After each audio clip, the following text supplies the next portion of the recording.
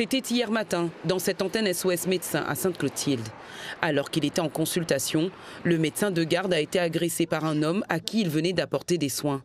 Une agression d'une violence inouïe, selon ce témoignage du médecin en exercice ce lundi. Ça s'est passé en pleine journée.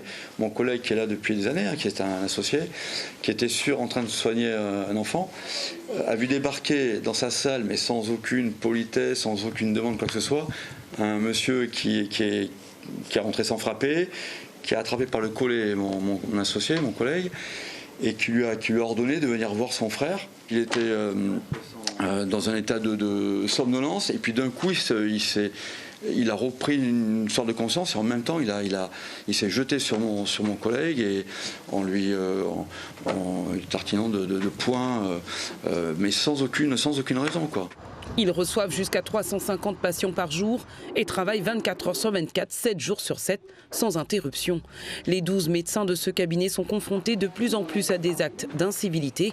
La question de leur propre sécurité au sein même de leur lieu de travail est posée aujourd'hui. Le niveau de violence augmente. Donc nous on le voit dans les divers cabinets médicaux, ici on le voit, on s'en rend compte. Il y a la violence, elle n'est pas toujours physique. Là, hier elle était physique, c'était vraiment, il y a eu cette agression. Mais sinon, ça peut être des violences verbales. Alors, la plupart du temps, on arrive à calmer les gens. Mais oui, il y a un problème de sécurité qui se pose. Il n'y a pas de problème là-dessus. Mais il est évident qu'on a besoin de sérénité, de travailler dans des conditions qui soient en toute sécurité.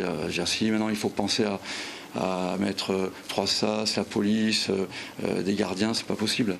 Le médecin de garde en état de choc a eu 10 jours d'ITT et a déposé une plainte pour agression et menace de mort.